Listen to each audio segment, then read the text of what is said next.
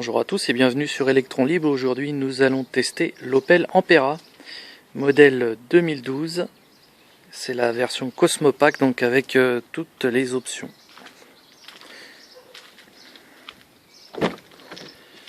Donc on va commencer par vous montrer un peu l'intérieur. La finition Cosmopack comprend le kit Bose, caméra de recul, le cuir, enfin il y a tout ce qu'on peut rêver d'avoir. Donc on va aller faire un petit essai sur la route.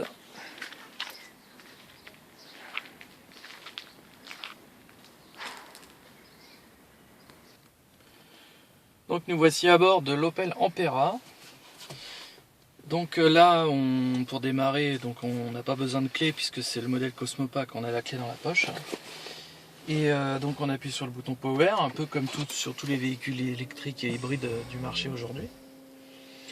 Donc voilà, donc là on a plein d'indications. Donc vous voyez par exemple, là depuis mon acquisition, j'ai fait 5088 km avec 46,7 litres d'essence, soit une consommation de 0,9 litres au 100 puisque je roule les 3/4 du temps en électrique. Il faut savoir que sur ce trajet de 5088 km, j'ai fait 3 allers-retours en Normandie, donc qui représente 402 km aller-retour donc en utilisant de l'essence. Sur la durée de vie du véhicule qui a 15 840 km, le véhicule a consommé en moyenne 4 litres 3 au 100. Voilà. Donc ça c'est pour la partie essence. Maintenant pour la partie électrique, on a donc une batterie de 16 kW dont 10 sont utilisables. Les 6 kW restants sont la réserve, car l'Opel Ampera en fait est un véhicule qui roule uniquement sur l'électricité et le moteur thermique est là pour maintenir la batterie à 30% minimum. Donc les 6 kW de puissance supplémentaire sont les fameux 30%. Donc la voiture ne descendra jamais à 30% de charge de batterie afin de pouvoir toujours rouler sur le moteur électrique. Donc en agrément de conduite, qu'on soit sur le moteur essence ou sur le moteur électrique, on a exactement le même agrément de conduite, on a toujours l'impression d'être au volant d'un véhicule électrique. Voilà. Donc là on démarre avec une autonomie théorique de 77 km en électrique et 375 km en essence, puisque j'ai usé pas mal d'essence déjà par rapport à mon plein, et donc une autonomie globale de 452 km si on partait pour un trajet électrique et thermique. Voilà, donc là on est parti. Donc la voiture elle est démarrée, bien sûr elle ne démarre qu'en électrique, mais on peut forcer en appuyant sur le drive mode ici. On peut forcer le démarrage du thermique. Ici, vous avez des modes de conduite. Normal. Hop, voilà. Donc normal, ça c'est le mode par défaut. Le mode sport. Le mode montagne pour garder de la batterie pour les montées. Et le mode maintenir qui démarre le moteur essence. Donc là, on va pas le faire. Et donc maintenir, ça vous permet en fait par exemple, si vous prenez l'autoroute et que vous n'avez pas envie d'user votre batterie, et ben ça vous permet de rouler sur le thermique qui va maintenir la batterie à son niveau de charge actuel. Donc on a un frein à main électrique qu'on déverrouille, et ensuite on a différentes positions sur le levier de vitesse. Donc les 3/4 du temps on roule en L. La position L permet de récupérer un maximum d'énergie au freinage et à la décélération. Donc on va mettre en position L. Ça vous donne un frein moteur assez important. Donc c'est un véhicule qui fait 150 chevaux, donc 150 chevaux électriques. C'est le moteur électrique qui fait 150 chevaux. Donc il n'y a pas de puissance cumulée du moteur électrique et du moteur thermique, parce que le moteur thermique qui fait environ 80 chevaux n'est là que pour alimenter l'alternateur et charger la batterie, et maintenir la batterie en charge. Donc le moteur thermique n'intervient pas dans le nombre de chevaux que fait la voiture.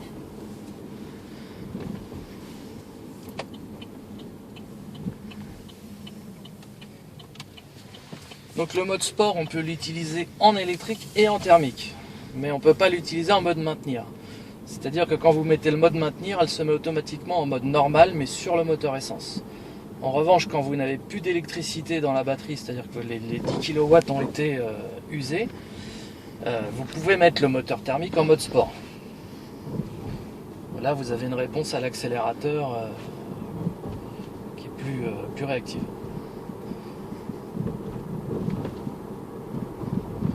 Donc sur l'Opel Ampera, ils ont mis une jupe à l'avant qui est très très basse. Alors bon, c'est un des petits défauts de la voiture, c'est que du coup sur les bosses à piéton là ça frotte. Alors, bon, moi j'ai essayé, hein, c'est une bavette qui est très souple, donc elle ne cassera pas.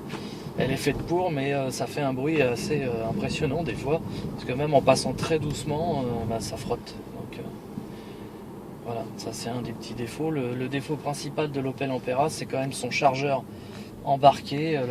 Le chargeur mobile ne supporte pas les prises européennes. En fait, il est plutôt fait pour les États-Unis, ce qui fait qu'il a tendance souvent à bugger en France. Donc Opel a pallié ce problème en offrant la wallbox à tout acquéreur d'Opel Ampera, qu'elle soit neuve ou d'occasion. Donc vous pouvez avoir la wallbox gratuite avec la voiture, en plus du chargeur fourni. Moi chez moi, j'ai pas de wallbox, et le chargeur d'origine, je ne peux pas m'en servir, il ne fonctionne pas du tout chez moi, parce que mon installation est récente et apparemment le chargeur n'accepte pas les installations récentes. Alors que sur les installations anciennes, j'ai testé sur une installation ancienne, le chargeur fonctionne parfaitement, donc c'est un peu spécial. Vous voyez que là ça a frotté alors que je suis à 13 km/h. Voilà. Donc fort heureusement pour moi, j'ai un autre chargeur qui est celui de la Peugeot Ion, qui est plus ampéré que le chargeur de l'Ampera. Il fait 16 ampères au lieu de 10, et ce chargeur là fonctionne parfaitement bien, et du coup la voiture est chargée à fond en 3h30 seulement par rapport au chargeur d'origine qui met 6 heures. Donc c'est pas plus mal, mais j'aurais pu me faire offrir la wallbox par Opel. Bon, j'ai préféré une remise supplémentaire, puisque j'avais en stock un chargeur 16 ampères, donc j'avais pas besoin de la wallbox. Il faut savoir, si vous achetez une Opel Ampera et qu'Opel vous propose la wallbox, prenez-la, parce que le chargeur d'origine, vous aurez des ennuis avec. Sauf sur les modèles 2013 et 2014, ils ont résolu, ils ont changé le chargeur, mais sur les modèles 2011 et 2012, le chargeur pose vraiment un gros problème. C'est à savoir. Donc là on est en total électrique, donc on est à 0 en consommation d'essence. L'autonomie annoncée par le constructeur, ils annoncent entre 40 et 60 km d'autonomie. En fait ça dépend de votre conduite, mais ça dépend aussi des conditions climatiques. En autonomie vérifiée, moi j'ai réussi à faire sans aucun problème 86 km en électrique, donc c'est nettement supérieur à ce que le constructeur annonce. En revanche, cette performance-là, je l'ai fait en été sans clim et sans chauffage. Donc à partir du moment où on met la clim et le chauffage, là, effectivement, on obtient une autonomie entre 40 et 60 km sur l'électrique. Sachant qu'en hiver, effectivement, avec du chauffage, pour avoir quand même un confort dans la voiture assez bon, on va plutôt être aux alentours des 40-50 km d'autonomie en électrique. Ce qui est suffisant pour les trajets du quotidien. Et de toute façon, il ne faut pas oublier qu'avec l'Ampera, quand il n'y a plus de courant, il y a l'essence. Donc on ne peut pas tomber en panne sèche. Il ne faudrait vraiment pas mettre d'essence dans le réservoir. Donc, il y a de toute façon une sécurité. Et donc à partir du moment où vous avez déjà fait 50 km en électrique et qu'ensuite vous roulez sur l'essence, bien votre consommation moyenne sera vraiment très peu élevée, hein, de l'ordre de 2 litres au 100 maximum. C'est vraiment très peu. Voilà. Donc on dispose d'une puissance immédiate de 150 chevaux, mais on a surtout un couple impressionnant de 370 Nm qui est à 0 tour minute. Donc vraiment, dès qu'on appuie sur l'accélérateur, je vous montrerai ça en sortie du village, ça accélère très fort tout de suite. Et donc si on pouvait comparer cette voiture à un véhicule hybride, quelle que soit la pression que vous exercez sur l'accélérateur, vous serez en électrique. Le thermique ne démarrera jamais. Jusqu'à 170 km/h, vous êtes en électrique. Et ça, c'est quand même extraordinaire, parce que premièrement, c'est plus performant Donc n'importe quelle voiture électrique du marché, hors Tesla bien sûr, que nous verrons dans une prochaine vidéo, puisque je l'ai testé aussi.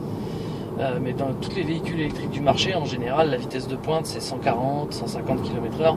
Là c'est 168 km/h, j'ai essayé pour voir. En pur électrique, alors évidemment à cette vitesse-là, on consomme beaucoup de courant, mais on ne consomme pas d'essence. Et donc là, on va vous montrer un petit peu l'accélération sans mettre le mode sport, juste comme ça. Vous allez voir que c'est quand même assez sympathique. Je filmerai le compteur pour qu'on montre un peu comment ça monte. Donc là, hop, on appuie. Et là, vous voyez, c'est tout de suite quoi. Voilà, la puissance, elle est instantanée. Alors, on est déjà à 100. Donc là, on peut se permettre de doubler. C'est vraiment impressionnant.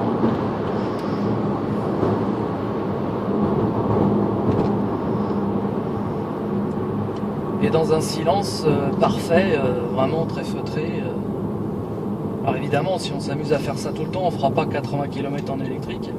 Mais bon, même en conduite dynamique, on fait facilement entre 60 et 70 km en pur électrique.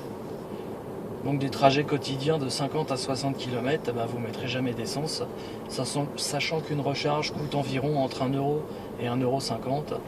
C'est vraiment très rentable. Après, le prix du véhicule à l'achat est élevé, mais on trouve de très bonnes occasions de véhicules de direction, comme celle-ci qui est un véhicule de direction qui, quand je l'ai acheté, avait 10 700 km et que j'ai acheté 27 800 €. Donc, c'est-à-dire le prix d'une Prius neuve, pas plug-in, Prius normale. Donc c'est quand même pas mal parce que c'est un véhicule qui a 1 an, hein, il est de janvier 2013 celui-ci. Donc ça reste un modèle 2012, attention, il y a quand même des différences. Voilà, donc vraiment, bon, on fait des bonnes affaires. J'en ai même vu à l'heure actuelle, on peut trouver pour entre 20 et 25 000 €, on peut trouver des modèles très peu kilométrés qui ont entre 15 et 30 000 km. Donc c'est vraiment, il y a de très bonnes affaires à faire en ce moment, sachant qu'il n'y a pas beaucoup d'ampéras en France, hein, il doit y en avoir 200 à peu près, c'est pas énorme. Et c'est une voiture vraiment exceptionnelle. Il y a quand même une contrainte, c'est que au niveau des révisions, vous ne pouvez aller que chez un Opel agréé Opel Ampera. Donc en région parisienne, il y en a plusieurs. En province, c'est déjà un petit peu plus compliqué. Des fois, il faut parcourir plus de 100 km pour trouver une concession agréée Opel Ampera. Donc ça peut être effectivement un problème. Moi, pour ma part, je vais à Paris dans le 15e, donc c'est à 20 km de chez moi. Je fais l'aller-retour en électrique, voilà, ça ne me pose aucun problème. Sachant que les révisions, donc là-dessus, il n'y a pas de kilométrage d'indiqué, c'est une révision annuelle. Voilà, tous les ans, on fait une révision. Une révision qui doit coûter aux alentours des 200-250 €, comme beaucoup de concessionnaires pratiques. Malheureusement, c'est très cher. Mais bon, au regard de l'essence que vous ne mettez pas dedans, ça vous paye largement l'entretien de la voiture, il n'y a aucun souci. Donc sur cette voiture, on est équipé d'une sono impressionnante, hein. Bose, vraiment, le son est très, très puissant, d'excellente qualité. On a aussi un lecteur de DVD et de DivX qui peut lire les DivX dans l'écran central qui se trouve ici. Alors évidemment, c'est interdit parce qu'on n'a pas le droit d'avoir à la vue du conducteur un film qui défile, mais on peut le faire à l'arrêt. Voilà, on peut se dire tiens, je me fais une petite pause, je me mets un petit clip vidéo, un petit film, un dessin animé pour les gosses. Voilà. Donc on a aussi un GPS, voilà ici.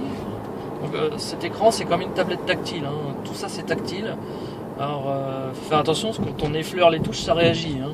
Donc là on a un GPS qui est pas beau, hein. Personnellement je le trouve pas beau, mais il est pratique, il marche très bien. Et quand on arrive aux intersections et tout ça, ça met un écran supplémentaire sur le côté qui indique vraiment où il faut prendre et tout, donc c'est très bien indiqué.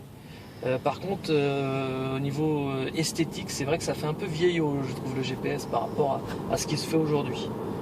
Voilà.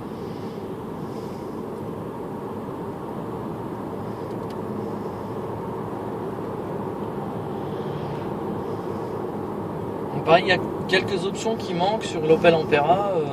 C'est par exemple les rétros ne se rabattent pas électriquement. On les rabat à la main. Bon, comme la voiture est large, dans certains garages, c'est pas très pratique d'être obligé d'aller chercher le rétro droit pour le rabattre pour rentrer sa voiture. C'est un petit peu dommage. Sur une voiture de ce prix, ils auraient pu le mettre. Voilà, après, qu'est-ce qu'il y a d'autre? Bon, les essuie-glaces aussi ne se déclenchent pas automatiquement quand il pleut. Il faut les mettre manuellement. Ça, quand même, pour une voiture de ce prix, ils auraient pu le faire. Sinon, on a un régulateur de vitesse qui est très très bien fait. Vraiment très pratique. Il se trouve sur le volant, ici, à gauche. Et donc, d'une simple pression en bas, hop, on valide la vitesse à laquelle on roule. Donc ça, c'est très bien. Là, on déverrouille. Et pour accélérer au régulateur, il suffit de faire une petite pression sur le bouton vers le haut ici. Donc on a un rappel de vitesse, c'est-à-dire que là je rappuie juste une seule fois, elle va monter automatiquement sans que je touche à rien à la vitesse que j'avais mis en mémoire, c'est-à-dire une 50aine de km/h. Mais on peut manuellement appuyer pour qu'elle accélère. Voilà, là j'appuie, elle accélère par le régulateur. Il y a aussi une boule verte qui se trouve à droite de l'écran, qui permet d'avoir une conduite éco. C'est-à-dire que si vous laissez la boule au centre, voilà comme ici, vous avez une conduite 100% écolo. Donc au niveau de l'autonomie de la batterie et de la consommation d'essence, vous serez au top niveau. Quand vous accélérez au régulateur de vitesse, la boule reste au centre. Il est programmé pour avoir la conduite la plus efficiente possible. Donc le régulateur est vraiment très très bien fait. Ensuite, sur l'écran central, on a diverses indications. Donc là, on a la consommation actuelle, on est à 0 litre au 100 puisqu'on roule en 100% électrique. La boule verte ici représente la partie du trajet qu'on effectue. En électrique, ça reste vert, en thermique, ça passe au bleu. Donc on a un pourcentage de thermique et d'électrique pour connaître le nombre de kilomètres qu'on a fait en pur électrique et le nombre de kilomètres qu'on a fait en thermique. Ces données s'affichent ici également. Là, on a fait 8,8 km pour l'instant et uniquement en électrique. On a utilisé 1,5 kW, enfin kWh et 0 litre au 100.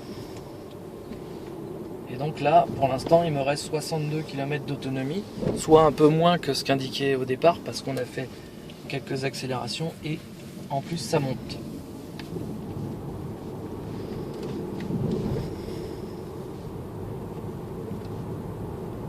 Là, on va arriver sur des grosses bosses. Vous allez voir que même en passant à une vitesse extrêmement réduite, regardez, là je suis à 10 km/h, eh ben, ça a frotté. Parce que la jupe devant est vraiment très basse. Là, on entend très bien, je pense que ça s'entendra sur le film, que la jupe frotte. Mais elle est faite pour, hein, encore une fois. C'est pas agréable à entendre, mais ça ne cassera rien, c'est fait pour ça. Il y en a qui l'enlèvent cette jupe, mais elle n'est pas là par hasard. Cette jupe est faite pour économiser de l'essence à vitesse élevée. Il faut savoir que sur l'Opel Ampera, jusqu'à 110 km/h, vous êtes en 100% électrique, même en mode maintenir. À partir de 110 km/h, le moteur thermique va aider l'électrique et va entraîner les roues. Sauf si la batterie est chargée à 100%. C'est-à-dire que tant que vous êtes au-dessus des 30% de charge, vous êtes en électrique et le thermique n'agit pas. Par contre, en mode maintenir ou en mode thermique, quand vous avez plus de batterie, le thermique charge la batterie, mais au-delà de 110 km/h, il ne charge plus la batterie, il entraîne les roues aidées du moteur électrique. Et dans ce cas-là, la voiture va fonctionner comme une Toyota Prius ou une Auris hybride. Et le thermique va consommer davantage puisqu'il va entraîner les roues. Donc jusqu'à 110 km/h, vous aurez une consommation d'essence très réduite. Et au-delà de 110 km/h, vous aurez une consommation d'essence assez élevée. Donc l'idéal, c'est d'éviter de dépasser les 110 km/h pour avoir une consommation plus que raisonnable. C'est d'ailleurs pour ça que pas mal d'essayeurs journalistes, en essayant l'Opel Ampera, ont constaté 7 litres au 100, mais les 7 litres au 100, ils les ont fait sur autoroute à 130 km/h. Alors il est vrai que Sur une portion d'autoroute, elle va consommer entre 6,5 litres et 7 litres au 100, mais sur une portion d'autoroute. Dès que vous allez ressortir de l'autoroute, vous serez soit à 0 litres si votre batterie est chargée, soit à 3,5 litres, 4 litres, à 90 km/h. Donc en consommation, de toute façon on le voit bien ici, sur la durée de vie du véhicule, on n'est pas à 7 litres au 100. Sur 15 000 km, on est à 4 litres 3, sachant que l'ancien propriétaire qui était un commercial d'Opel ne chargeait quasiment jamais la voiture, il roulait qu'en essence. Voilà. La plupart des propriétaires d'Opel Ampera sont en général à 1,5 litre, 2 litres au 100 sur la durée de vie de leur voiture, parce que on essaye le plus possible de rouler en électrique. Cette voiture est faite pour ça, mais elle a l'énorme avantage de pouvoir vous permettre de partir en vacances, contrairement à toutes les électriques du marché qui sont limitées à un maximum de au mieux 200 km. Bien sûr, je ne parle pas de la Tesla, qui elle peut faire beaucoup plus de kilomètres, mais ça on le verra dans une prochaine vidéo. Donc là, c'est vraiment un excellent compromis pour un prix tout à fait raisonnable. Vous avez un véhicule pour, on va dire, aller en moyenne 24 000 € d'occasion avec très peu de kilomètres, quasi neuf. Cette voiture est garantie 8 ans sur toute la partie électrique et 2 ans sur la partie thermique, à partir du moment où vous l'achetez, pas forcément à partir de sa première mise en circulation. Donc moi actuellement, c'est une janvier 2013, donc elle est garantie 8 ans, donc jusqu'en 2021. Et comme je l'ai acheté en avril 2014, le thermique, la partie thermique est garantie 2 ans à partir d'avril 2014. Donc ça c'est quand même pas mal. Il tourne là. Et voilà, donc c'est pour le prix, vous avez une voiture neuve avec une garantie et vous avez plus d'essence à mettre quasiment. Au quotidien vous ne mettrez jamais d'essence. Et quand vous partirez en week-end, vous mettrez un peu d'essence. Très peu quoi, Moi sur un aller-retour Normandie j'ai mis 6 litres, voilà. 400 bornes, j'ai mis à peine 6 litres d'essence. Si vous avez la possibilité de vous charger une fois arrivé sur place, c'est royal, parce que là tous les déplacements que vous allez faire sur place se feront en électrique. Vous userez de l'essence sur votre trajet aller et retour uniquement. Après, au niveau des fonctions, donc on peut avoir différentes. Donc l'écran est tactile. Donc là, on voit que mon style de conduite n'est pas éco à 100%, puisque tout à l'heure j'ai fait quelques accélérations, donc je suis à 84%. Donc je peux faire mieux pour moins consommer d'énergie. Ensuite, on a une autre option, c'est circulation d'énergie, où là on voit ma batterie. On voit que quand je décélère, on récupère de l'énergie qui retourne dans la batterie, et quand j'accélère, c'est l'inverse. La batterie envoie de l'énergie au moteur électrique pour faire rouler la voiture. Maintenant, je vais vous montrer un mode, le mode maintenir. Donc là, on va volontairement consommer de l'essence. Voilà, je me mets en mode maintenir. Là, vous allez voir, continuez de filmer là, que là, hop, la voiture passe sur le thermique. Voilà, là on a la pompe à essence. Donc là, on n'est plus sur la batterie, on est sur le thermique, mais c'est toujours le moteur électrique qui entraîne les roues. Donc là, le moteur thermique a démarré, on ne l'entend pas. On l'entendra que lors de fortes sollicitations de l'accélérateur. Là, on perçoit un léger ronronnement, mais c'est vraiment presque anodin, quoi. Et donc là on voit le schéma, que le moteur thermique envoie de l'énergie au moteur électrique qui lui-même entraîne les roues. La batterie n'a plus du tout de fonction. Par contre, en mode décélération, on a bien de l'énergie qui retourne dans la batterie. Donc quand vous êtes sur le mode maintenir, la batterie ne va jamais se décharger, elle sera toujours disponible. Donc l'idéal c'est d'utiliser le mode maintenir sur les voies rapides. Puis dès que vous sortez des voies rapides, que vous avez des portions limitées à 70, 80 et des portions en ville, vous repassez sur le mode électrique, c'est l'idéal. Donc là, si je fais une forte accélération, c'est toujours l'électrique qui entraîne. Je ne suis pas sur le thermique. Mais le thermique va accélérer après coup pour recharger la batterie. C'est-à-dire qu'il n'accélère pas sur l'instant où moi j'accélère. Il accélère tout seul après, uniquement pour récupérer les watts que vous avez utilisés pour l'accélération. C'est assez complexe, mais quand on a compris le système, c'est vraiment bien foutu. Du coup, au départ, c'est surprenant parce qu'on entend le thermique accélérer pas au moment où on accélère. Et ça, c'est assez bizarre par rapport à une hybride classique où le thermique va accélérer au moment où on accélère. Là, c'est tout l'inverse. Donc là, je vous ai fait la démonstration du thermique. Le but, c'est de pas de rouler en thermique, donc on va revenir en mode normal. Où là, donc, hop, on est repassé sur la batterie. On retourne à 0 litre 100. Et donc, si je mets info énergie ici, là, circulation d'énergie, mode, non, c'est là, voilà. Donc là on a plusieurs trucs. Je vais retrouver le menu d'origine. Là je suis en circulation d'énergie. Info énergie, voilà c'est là, consommation. Voilà, donc en consommation, vous voyez que là j'étais à 1 litre 2 au 100. 1 litre 2 au 100 et que j'ai fait une petite partie en thermique. Donc là j'ai fait 1,5 km en thermique, j'ai fait du 1 litre 2 au 100 et j'ai fait 14,8 km sur l'électrique. Donc voilà, ça c'est pour vous montrer un petit peu. Donc au niveau agrément de conduite, ça n'a absolument rien changé pour moi. J'avais toujours l'impression d'être en électrique. Alors qu'avec une hybride classique, ayant possédé plusieurs Prius, je peux le dire, quand on est sur le thermique, on sait qu'on est sur le thermique parce qu'il va se mettre à hurler. La réponse à l'accélérateur n'est pas la même qu'en électrique, hein, ça n'a pas du tout la même onctuosité, la même souplesse. Là, avec l'Ampera, que vous soyez sur le mode maintenir, sur le mode électrique, ou bien que vous n'ayez plus de batterie utile et que ce soit que le thermique qui réagisse, ça ne fait aucune différence à l'agrément de conduite. Ça ne changera rien. C'est là tout l'avantage de cette voiture.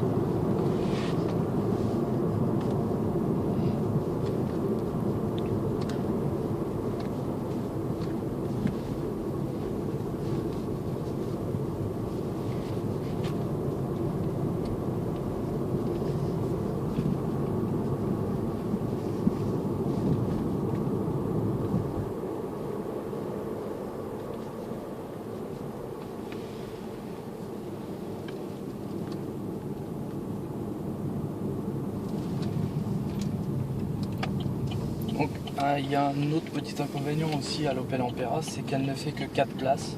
Alors ça peut effectivement en rebuter certains, puisque 4 places, c'est un peu juste pour une grande voiture. Pour ma part, ça me suffit, ça me gêne pas, ça n'a pas été un critère embêtant, mais c'est vrai que par rapport à la concurrence, par rapport à une Prius, dans une Prius, vous avez un coffre plus grand, et vous avez 5 places. C'est un choix.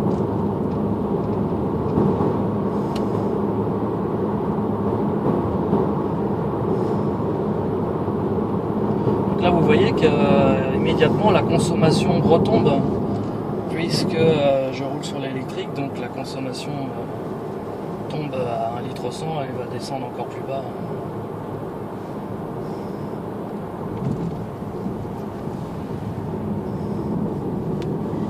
Là, à l'heure actuelle, par rapport à ce qui se fait aujourd'hui, c'est vraiment le véhicule idéal parce que vous avez vraiment l'agrément de conduite d'une voiture électrique. Vous avez, de toute façon, c'est une voiture électrique. Et la possibilité d'aller beaucoup plus loin sans vous poser la question de dire voilà, il va falloir que j'attende pour la charger pendant des heures. Non. Vous avez besoin de rouler tout de suite, vous mettez de l'essence, vous roulez. Ça, c'est comme n'importe quelle voiture classique. Mais si vous voulez pas mettre d'essence, vous vous chargez la nuit, chez vous, ou la journée, n'importe quand. C'est mieux quand même de le faire la nuit. Et pas seulement pour les tarifs, mais aussi parce que vous tirez moins sur le réseau national. Et il faut savoir qu'en France, une bonne partie de l'énergie est fabriquée par des centrales nucléaires et que 40% de l'énergie fabriquée par les centrales nucléaires est perdue parce que pas utilisée, et on ne peut pas arrêter une centrale nucléaire, et que donc cette énergie pas utilisée, la nuit, vous la récupérez. Du coup, vous ne polluez pas du tout en vous chargeant la nuit, il faut le savoir. Donc ça c'est très important. Quelle que soit la voiture électrique que vous avez, si vous vous chargez pendant la nuit, vous utilisez l'énergie qui est perdue. Et donc, vous ne polluez pas. Voilà. Donc ça c'est quand même un bon point. Après l'idéal ce serait d'avoir des stations de recharge avec des panneaux solaires. C'est ce qu'actuellement est en train d'installer Tesla. Donc eux, ils ont tout compris en fait. Voilà. Pour l'instant les prix des Tesla sont élitistes. Mais il faut espérer que dans les années qui viennent, nous sortirons un modèle plus abordable et que les modèles actuels en occasion seront abordables.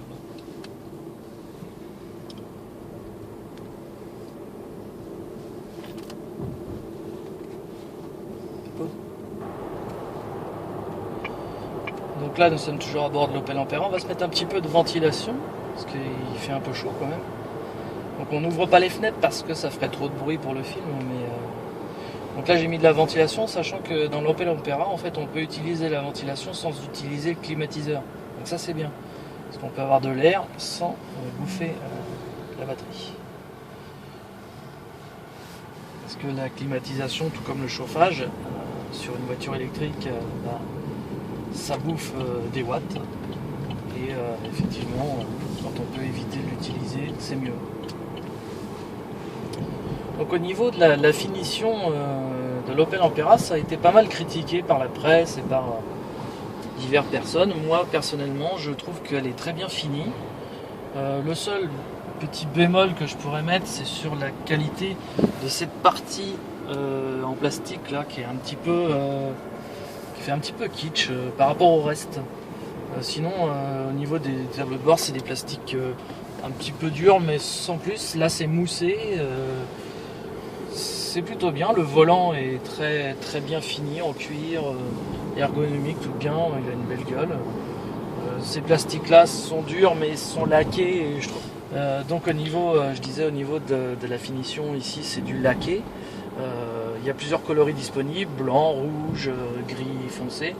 Bon, moi j'ai fait dans le sobre, parce que j'avais le choix, je pouvais en trouver une en rouge ou en blanc. Là j'aime bien, c'est sobre. Après il y en a qui pourraient dire austère parce que tout est noir, tout est gris, tout est... Mais personnellement, mon avis personnel, j'aime bien les voitures pas trop bling bling, pas avec des couleurs trop bling bling à l'intérieur. Déjà elle est rouge à l'extérieur, donc elle est déjà bien voyante, c'est pas la peine d'en rajouter. Donc voilà. Ici on a des rangements, on peut mettre des lunettes et on a une prise allume-cigare à disposition. On a ici dans la coudoir centrale une prise aussi allume-cigare, une prise USB pour relier à la sono. On a quelques rangements, voilà. On va se refaire un petit plaisir d'accélération. Normalement c'est juste pour le plaisir. Et puis voilà quoi, c'est pas mal. On a un coffre qui fait 310 litres, ce qui est largement suffisant pour 4 personnes. Voilà, avec un sous-coffre pour ranger le chargeur, pas mal de choses qu'on peut ranger. On a une boîte à gants ici qui est pas très grande. On en met quand même pas mal. C'est pas très grand. Que dire de plus sur l'intérieur? Le cuir est de très belle qualité. C'est bien fini. Moi personnellement, j'ai rien à redire aux assemblages et à la qualité perçue. Pour moi, ça suffit largement. C'est très bien. Il n'y a pas de bruit parasite, pas de craquement. Il n'y a aucun bruit spécifique. C'est très silencieux, très agréable. Donc là, on a fait 23 km en électrique, plus 1,5 km en essence. On est redescendu à 0,7 litres au 100. Et il nous reste de quoi faire 53 km en électrique. Donc, même en s'amusant un peu, on a une autonomie vérifiée de 77 km électrique qui était annoncé dès le départ. Hein. Si on fait le calcul, 53 plus 24, ça fait 77. Donc c'est ce que la voiture nous annonçait dès le départ. Et en ayant une conduite plus coulée et écolo, on peut dépasser les 80 km. Je l'ai déjà fait plusieurs fois, mon record étant à 86 km en pur électrique, ce qui est quand même pas mal pour une batterie qui ne fait que 10 kW utile. Donc c'est plutôt très bien. Voilà, on va mettre fin à cet essai et puis on filmera un peu plus tout à l'heure le coffre et tout ça pour vous montrer. Mais l'essai routier, on va s'arrêter ici. Donc, je vous dis à tout de suite pour la vue extérieure du véhicule. Donc là c'est pour la partie arrière du véhicule, donc on a 4 places mais par contre 4 vraies places. Et je vous montre également le coffre. Qui a quand même une bonne taille bien raisonnable, avec un sous-coffre pour ranger les divers éléments. Donc nous voici de retour à la maison, donc sous un déluge de pluie. Voilà. Et tiens, tu peux filmer déjà la caméra arrière pour bien montrer que voilà, ça fonctionne bien. Hein, donc la caméra arrière, en fait, elle nous montre là où on va aller. Quand on tourne le volant, en fait, on voit un petit graphique qui nous dit où on va et on a des capteurs un peu partout. Par exemple, là, ça bip parce que d'après l'ordinateur, si je continue, je vais aller dans le mur. Donc, voilà. Donc ça, c'est pas mal. On a des capteurs de partout qui nous indiquent pour manœuvrer. Donc, tout à l'heure, je vous ai montré brièvement le coffre. Hein. Donc là, on a fait du 0,7 litres au 100. On a fait 27,2 km en électrique et il nous reste de quoi faire 49 km. En électrique, donc c'est conforme à ce que disait l'ordinateur au départ, il n'y a aucun souci. On va fermer les fenêtres et le frein à main électrique, position parking. Et on va vous montrer donc pour brancher la voiture, alors, rien de plus simple, hein. On a un bouton dans la portière, voilà, qui commande électriquement l'ouverture de la trappe. On appuie dessus, de là elle me dit attention. La trappe est ouverte, elle me demande si je veux différer ma charge ou charger immédiatement, donc là je dis oui, je veux charger immédiatement, et puis on coupe le contact et on n'a plus qu'à aller brancher la voiture. On va vous montrer ça.